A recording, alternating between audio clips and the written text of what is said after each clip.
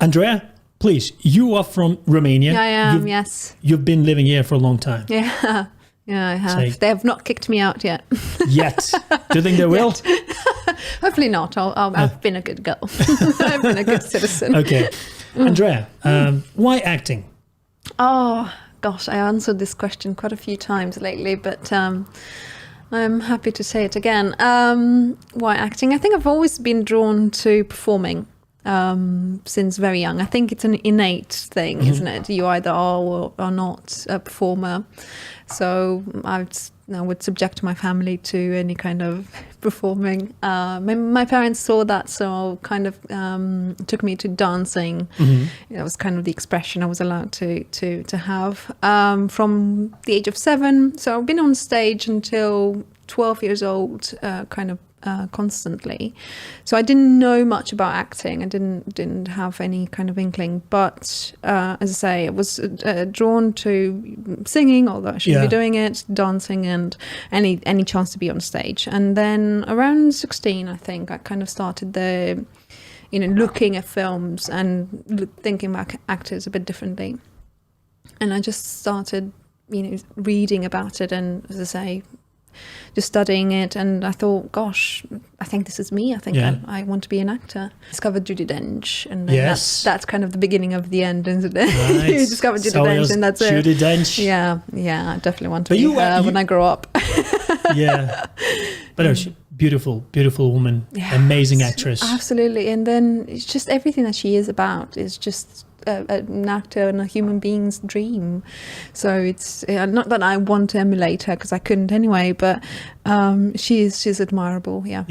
You've got a beautiful story, and a dramatic one as well. You just told me that, I didn't know that, and you just told me you've been adopted. Yes.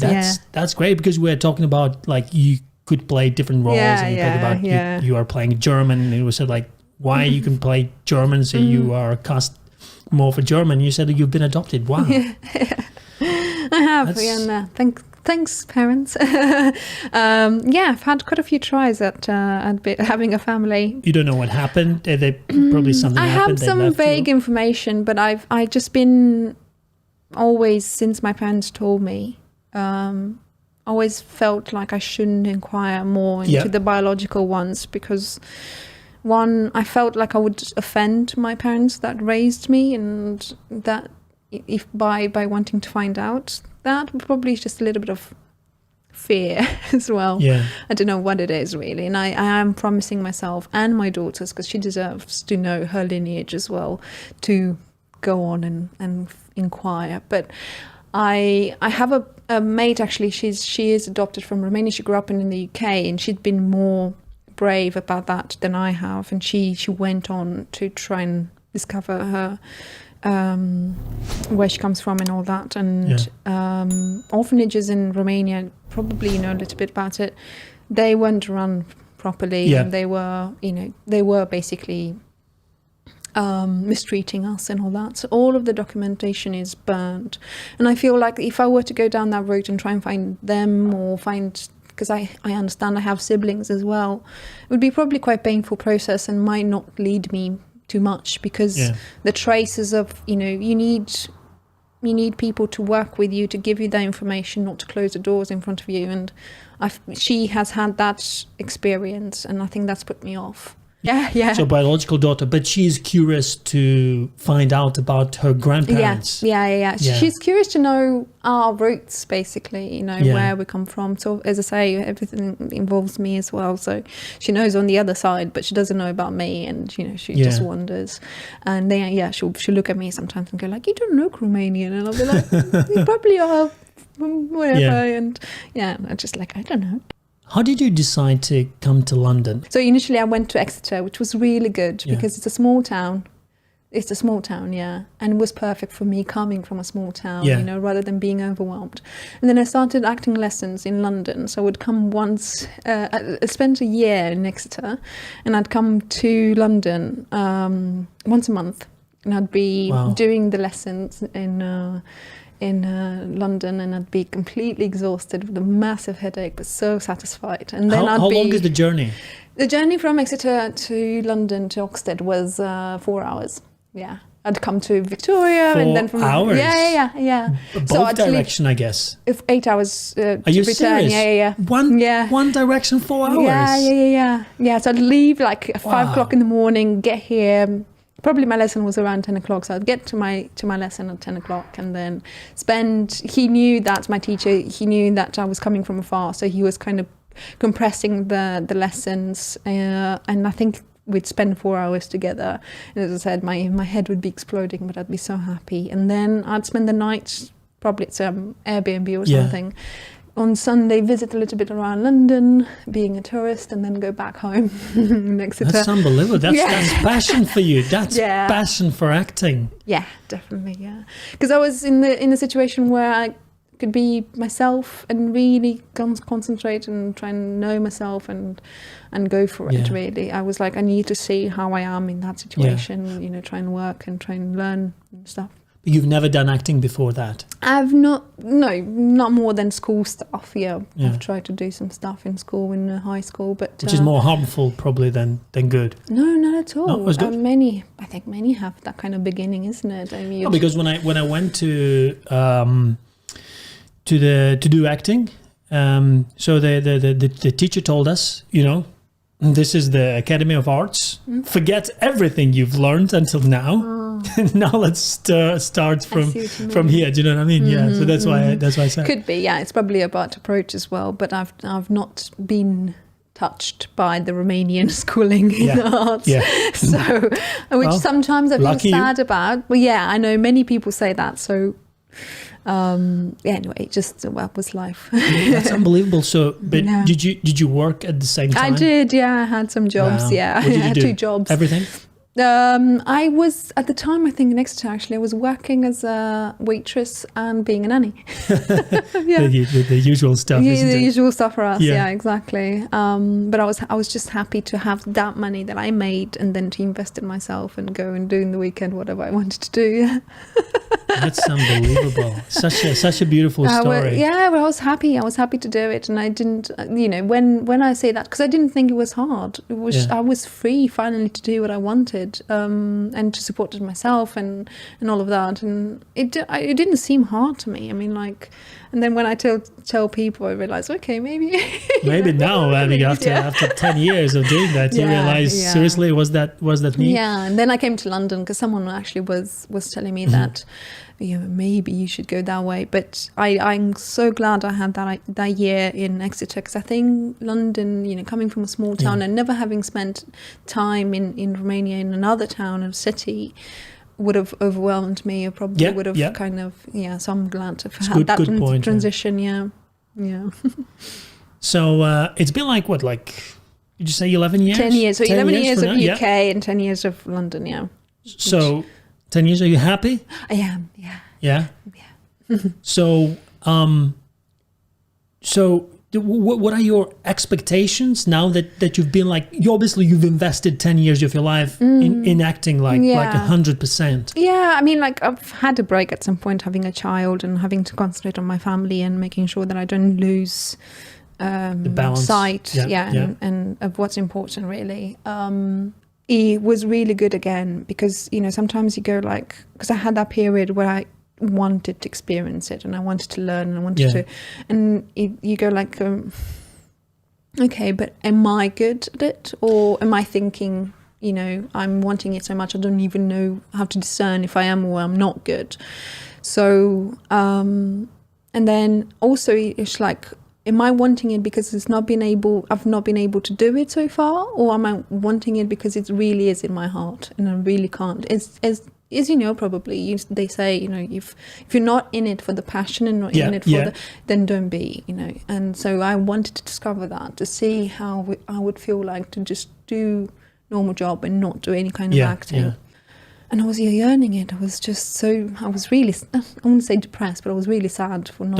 Look, I do understand you. Yeah. And obviously a lot of actors do understand you, because I've been in this for 8 years and I'm still here for the passion. Yeah, exactly. And I didn't make the break like everyone says, like you have a break or not. Look, I'm working. Of course, I'm not happy because I want to do more. I want to be involved in like Netflix or like huge feature films productions, but we're not there. Maybe we're not ready.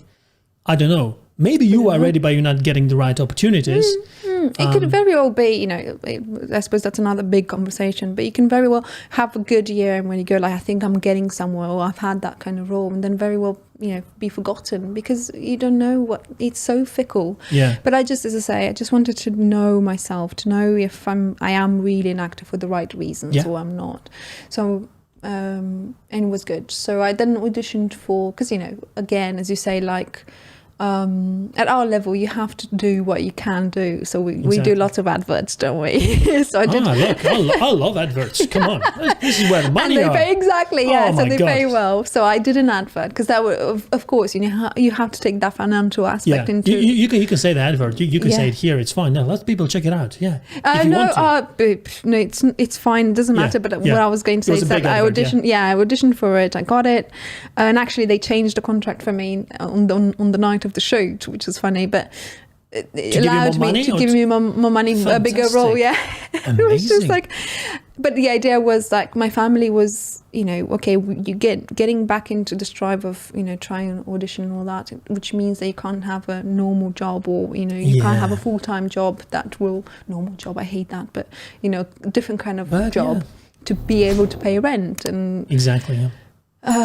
So I was like, okay, let me try. I'll go for this audition because it was just asking for me. Basically, I was like, I am that character that they're asking. I mean, like the description of it.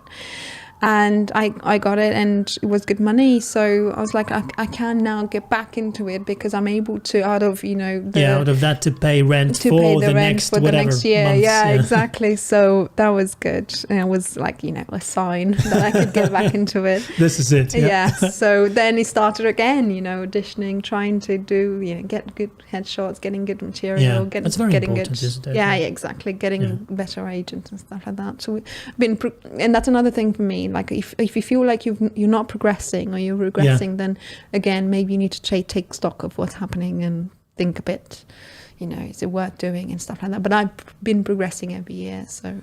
Well, especially for us, for actors who are not British or not English, because it's good for us because we're different. We can bring something else to the table, but at the same time, you cannot audition for, let's say, for like, I don't know, like English roles or British roles unless you are that good that no one can say, look, I or they could change the call for you, like, I wanted this character to be British because that's a massive conversation in the industry at the moment, isn't it? But you're so good, then we can change the role and make you, because there's so many times where actually, do you really think that the character must be British, or it must be white or must be male? It can change. It can change. And all of that is just, there is a shift, and there is a lot of conversation about that, about the diversity. Because at some point, again, for me, was like a bit of a downslope, like last year. It wasn't, but I just was feeling like, I don't know. Sometimes when you're just tired, when you think that it's leading nowhere. So let's say, because I mean, a lot of actors can see themselves in your story, in my story, because we go to so many auditions. Yeah. Or personally, we try. Yeah, we try. And even that it's a cool thing, isn't it, to be going to auditions? Because many times for sure, exactly. But when you go to the audition, and from 10. You don't get the job and you start questioning yourself, what am I doing here? I'm not good. Yeah, and it's so hard not to take it personally. I mean, like they always say, don't take it personally, because it can very well be about the hair color, about the height, about the whatever. Yeah. It depends who they cast before or whatever. But it's just so hard not to take it personally, not to feel like it's a defeat, Or you've been in the room and you've had a good vibe. You think you've done a great job. Like literally, last audition I had, it felt so good, and I could see that there was a reaction. The lady in the casting director, and I was like, oh. Should I have a chance? I've got it. Maybe I got it. And then I didn't. Silence, complete silence. Many times you don't know yourself. You don't know how you're perceived by the others. And that's I'm still fighting about that. I have no idea how people really perceive me. And then when they go like, what's your casting type? I don't have a casting type. I want to play the engineer, the doctor, the mother. You know, I want to play the German, the Spanish, the whatever. You know, whatever, it's why you I'm want to try. Actor. Yeah, exactly. So when they say that, it's really hard as well to go like, well, I don't want to market myself as this only. That's one of the most glorious, and I'll always remember it. When I first bought food and stuff for home from my first salary as an actor, was so satisfying. And I was like, I am really, because you know, there's that thing as well about, you know, the stigma of being an actor or being whatever creative, but also having another job that pays the bills. Yeah. And then the people go like, oh, that's your normal job. You know, that's your job actually. Your job. You're not an actor really. That's just your hobby, and you hate that. And then when you go like, yeah, I'm able to pay my bills with actors. With that. It's amazing. And you go like, yeah. But you're still young, right? You're still young. You still have your whole career. And I think in our job, you just have to hope that you're going to make it. You know, so many actors, they started so late. I think Anthony Hopkins is one example. Exactly, yeah. And they changed direction. They changed careers and stuff like that. Who knows? Yeah. Maybe we can be like the best we can be at, let's say, 40, 50. Yeah, no, I don't mind. I don't mind at all. I've got grey hair. I don't mind not, you know, I don't keep hide it natural it and stuff. Well. Exactly, because I want to become Judi Dench. When it's all grey, I'll sort of cut it short. It's and that'll be my first step. It's not about, you know, making it big, making it on the in Hollywood or something like that. I don't want to be a working actor. This is so important. You said it so well. Being there for the right reasons. Yeah. And that's why evaluating myself all the time. Because you don't get disappointed that much when you don't get a role, because you know, look, I don't care. I'm an actor. I respect what I do, and I fight for it. Yeah. And I also create my own stuff that you actually started doing, isn't it? I have, yeah. Let's talk about this. Okay, let's. I think, again, when you're creative, I think you can't help it, really. But I was drawn into it in a roundabout way, really. Someone, the same Facebook, really, is how we started talking. Someone approached me to produce her documentary about different mental illnesses that are maybe under some stigma, you know, or maybe misunderstood and stuff like that. And I was like, well, wow, this sounds really interesting. So we started working on that, and then it was just a minefield. We were visiting patients in hospitals. Oh, really? And it was just it was awesome. But it was just too much, and we had lost the way a little bit. So I think we had to rethink and go, okay, we need to concentrate on one thing. So I think what called us both was dementia. So we did a documentary about dementia, which helped me understand and learn so much, and it's one of my proudest moments, really, professionally. When we had a screening of the second series of now it's on YouTube as well, but it was the premiere then. And we had people coming in, and obviously we were doing a fundraiser as well for the charity. And this young man, I think it was around 20, he said, now I understand my grandmother behaved that way. I was like, yes, you know, we gave some answers to people. Exactly.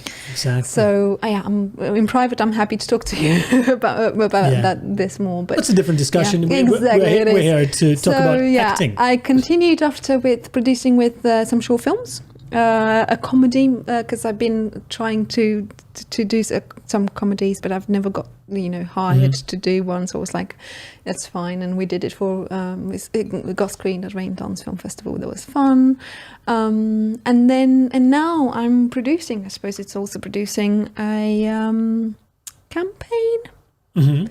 With the Romanian actresses. Oh, right. Yeah. All Romanian actors and actresses. Let's talk about it. Coming together. Yeah. We're launching it on 1st of November. Well, we've launched it. It's on social media already. Okay. But on 1st of November, we're launching what it is about. And so what is it about? I'm curious. So it is. We're creating basically a program for teenagers and children in Romania to allow them to create and to allow them to explore their own interests in filmmaking, in acting, in writing, in theatre. Everything is happening online, of course, because because of what's happening at the moment. Well, we're moving online. Yeah, we're moving online. Everything online. So you advise them what to do? You teach them what to do? What is it teach them through masterclasses in how to write, how to make their own content, how to make their own films and stuff like that. It's like a sort of everything happens. Do you have a website or is it on Facebook? Okay, amazing. Yeah, we have all of the shebang. Yeah, social media and the website. The website is called drama-actingforlife.com. Okay, well, we'll include that into the description as well. Thank you very much. And it's already online actually, but we've not really launched it officially. Okay. And you can, from January onwards, we can accept submissions for films, plays, monologues, and little, we call it, because it's all in Romanian, we call it scenete, I suppose. I don't know exactly what the word is for in English. But like small scenes. Like small scenes, acting scenes, probably, isn't it? So, but it's just basically just for Romanian speaking. Yes, well, it is. I know it sounds a bit exclusive, but I suppose you know as well, Romania is a bit behind when it comes to offering these kind of opportunities to children that are interested, like I was, and I didn't have a way of exploring that. But they are so creative and so clever, and they will have you just need a phone or a camera, and then you need your creativity and working towards something either by yourself, with your family, or with your friends, and creating something, and not being afraid to be judged or and then guided if you really are interested in that. But the crux of it is actually all of this, the activities in dramatic arts are actually helpful for whatever career you take, because it helps you be confident, it helps you express yourself better, it helps you work in a team, it helps you being okay with being judged, all of these qualities that you need in any kind of job that you will later do. And so we're looking forward to doing that, to being able to do that, especially for the kids. Especially for young people, isn't it? Remember, now imagine you were 16 when you wanted to do acting. Imagine you had that opportunity to. But this is precisely why I'm doing it. Exactly. And for people, to young people to try it. It's to try it. And as I say, it's just because we're not trying to make actors out of these kids, but to give them those skills for life and to have fun. So that's what I've been producing, as I say, creating my own stuff. Shouldn't be in this acting industry for money, because those that you see that have fame and money are 10% of us. And it's sad to be disconsidered where you go like, if you're not famous, you're not an actor, or if you don't have the money and stuff like that, because it's about the creative process that it is acting, and knowing human behavior, studying it, trying to understand what your characters. But but you know all this, but just that's two what actors it is talking. about. Definitely. But two actors talking about this, I think, from my point of view, I think you have to find, especially if you're young and you're doing acting and also have a job on the side, and you're not married, you don't have a family yet. It's so important to be in this like circle where you have creative people around you and just create as much as you can. Yeah, it feeds you. Yeah, absolutely. Yeah. Because at some point someone will say, "Oh, you know what? I know this actor, I know this actress. Let's come together, do something." Absolutely. And it's so easy now, just with a phone, with anything. And I'm saying this, but at the same time, I truly believe in that. What was the most disappointing casting that you did? As in playing a role? No, they disappointing that you auditioned, that you went there and you said like, I'm getting it, it's mine, and then something happened and you didn't.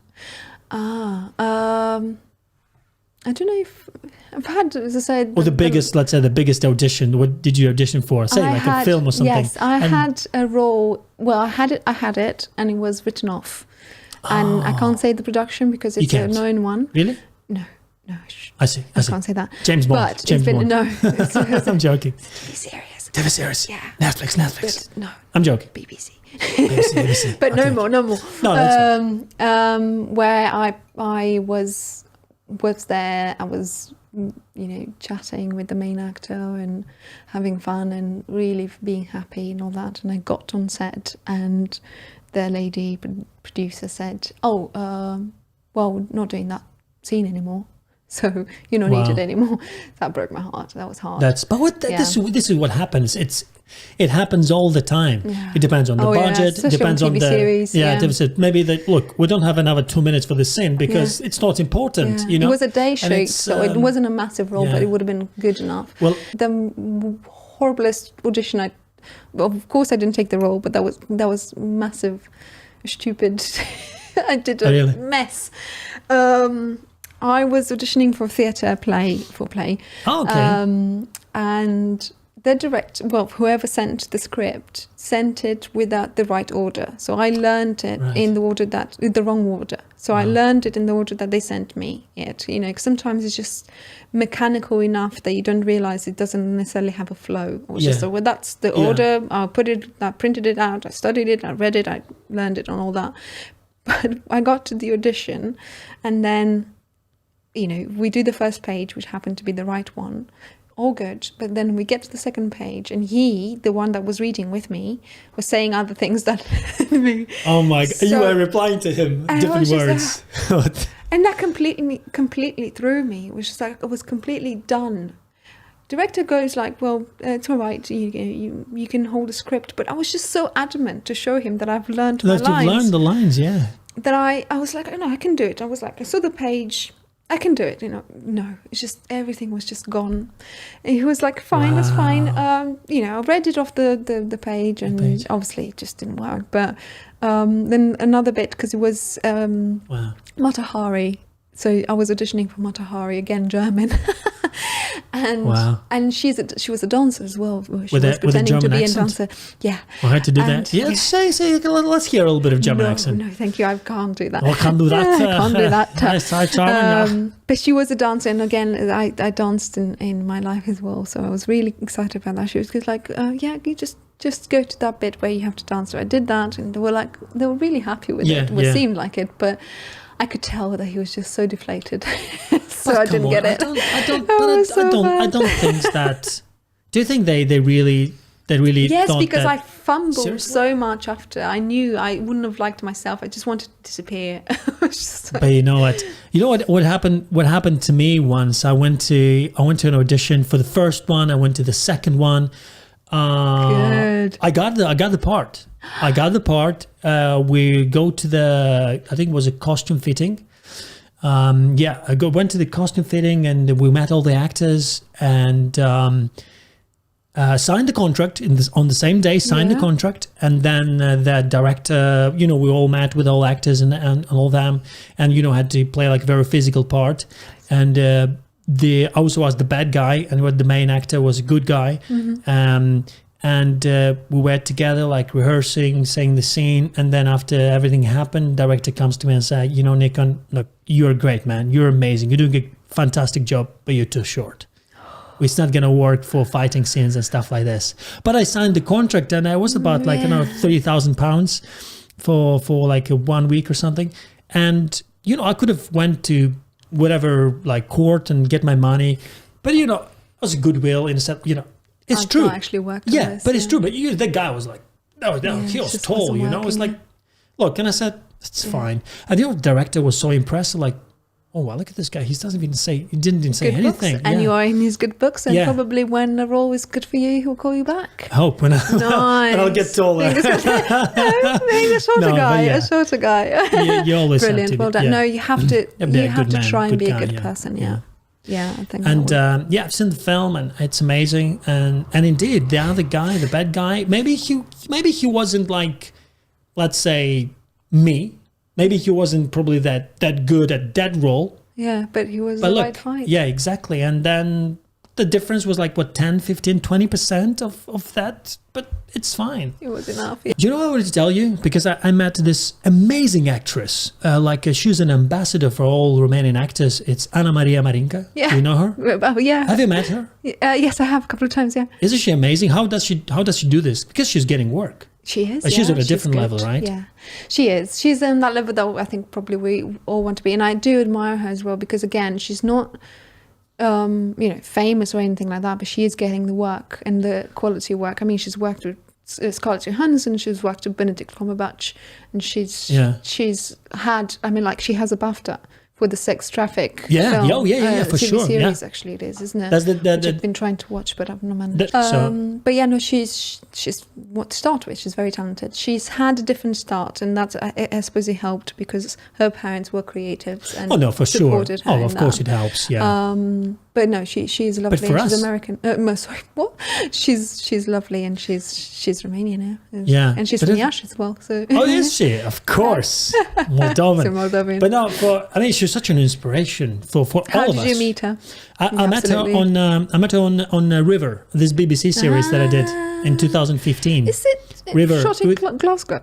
No, it's shot in London, maybe in Glasgow. It's with Stellan Skarsgård, the Swedish actor. It's about some detectives and stuff like this. Right. So yeah. Who do you play in River? I'm playing a Moldovan guy in a hostel. It's a bad guy doing some bad things. It's a short, small role. Yeah. I auditioned initially for a different one, bigger role, but again, I think I'm too good looking. So they said, this guy's too good looking. He can't be like that bad. So they took a friend of mine, by the way. Yeah. So I was happy with that. Yeah, nice. Yeah. But I met her. So she's so down to earth, and she's amazing.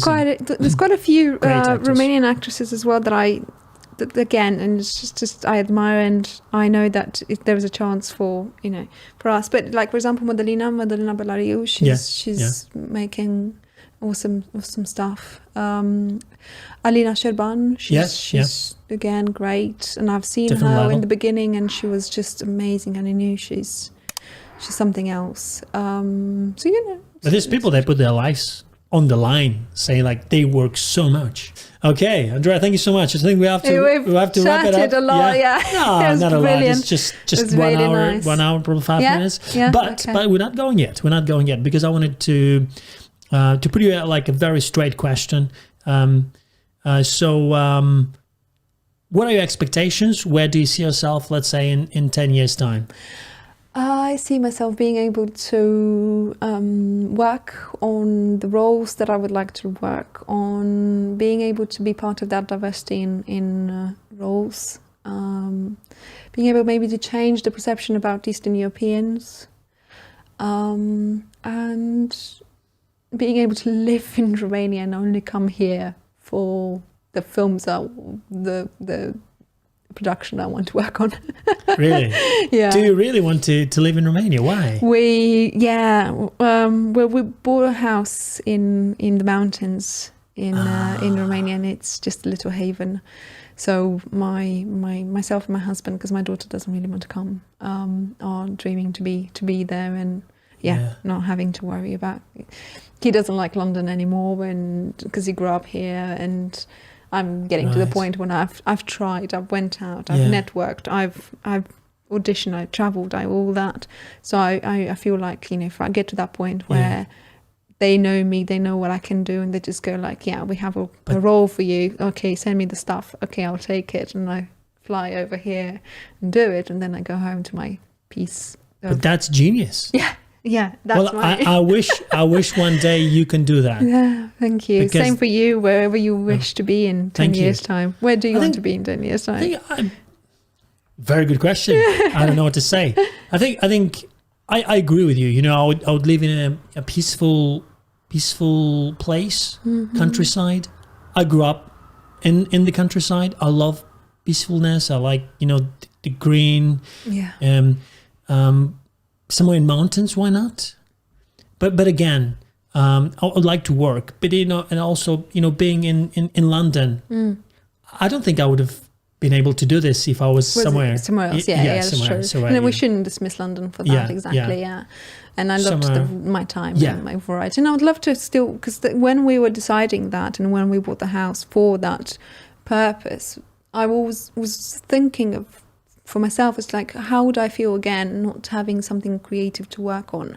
Or how would I feel when I fancy the hustle and bustle of a busy metropolitan town? And going to the National to see a play, or going with my friends to see, again, to support someone. I would hate not to have that, to be able to come over and have that, or even to go to Bucharest and do the same. And so, you know, knowing that I can still do that, it makes me think, yeah, but I have that twice a year, and then I'll get tired, because probably by then I'll be 40 something, and I'll be tired, and 45 if I'm doing some maths. Age is just a number. Age is just a number. Not yet, doesn't matter. 35, but yeah. 35, not 40. And be tired probably of the traveling, because it is, you spend hours on the underground. On the underground, yeah. I mean, like, I technically live a half an hour from Victoria, but I still spend 45 minutes probably getting there from home to whatever. And so it's still be tired and be like, you know, but now I'm going home where it's green, where it's peaceful, like you said, So I was saying, it's good to have the possibility, you know, it's there. Yeah. Let it be there. Yeah. One day I can go, relax, come back to London, you know. Exactly. The hustling. Yeah. And my daughter probably will be here, and I'll be like, I'm going out to dinner with my daughter or something like that, you know. Yeah. You know, the young people, they want to be here. They have to be here. It's so important. Exactly. We were the same, weren't we? We didn't have those opportunities in our countries or in our little towns or villages where we come from. And we wanted to get here, and we did that. We tried, we worked, so of course they need to have that time. But London is so, it's so tough to live here, but at the same time it's something amazing about London, because every single person that was here, we talked about why you came to London, how it is, how do you find yourself, and people from different backgrounds, different nationalities, races, they all just they seem to love London. Something absolutely. And magical. I agree. I mean, like, coming to London, I was really happy because I met my husband in London, and my daughter's had an amazing time so far, and she's tried that, she's tried the other, you know, things again, like you can't do those things in other, even in the UK, you know, it's just still, that's true. It's the same. I mean, London is probably not London even is not the UK. That's true. In diversity though, it is. And I remember different walking, country. as I said, when I was coming to do the lessons, and I'd be like doing Sunday morning, kind of being a tourist, and I remember the variety and diversity of the town, and being like, oh, you can do that, you can do the other, and stuff like that. And there's still so much to discover. It's been fantastic. It's been amazing. Thank you. I'm blessed. Thank you. I mean, the experience that I've heard from you, and look, I mean, first of all, I wanted to say that you are doing a great job. Your English is amazing. It's fantastic. And I hope a lot of Romanian, a lot of people, like, doesn't matter who are watching us, you know, like young actors, please learn. It's possible. It's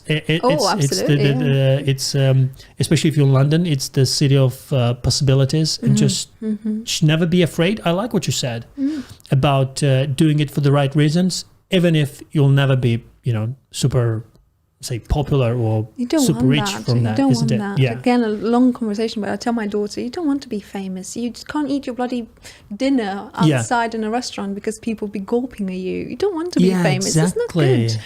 You know, and it's the pressure of being on top all the time. It's just, no, I just want to be a working actor that can choose and pick and can live a nice, quiet life. Thank you, Andreea. It's a pleasure meeting you. I hope we'll keep in touch. Absolutely, please. Yes. Hopefully in 10 years' time, we'll do another podcast. Yeah, we'll go like, where are you? You know, exactly. I've got this idea, you know, all my guests, we're going to meet again in 10 years' time. That is cool. Probably watch this podcast and say, look, something changed in your life? Yeah. In your Inevitably would have changed. How do you see things now? Yeah. Brilliant. Yeah. That's a good Fantastic. idea. Thank you, Andreea.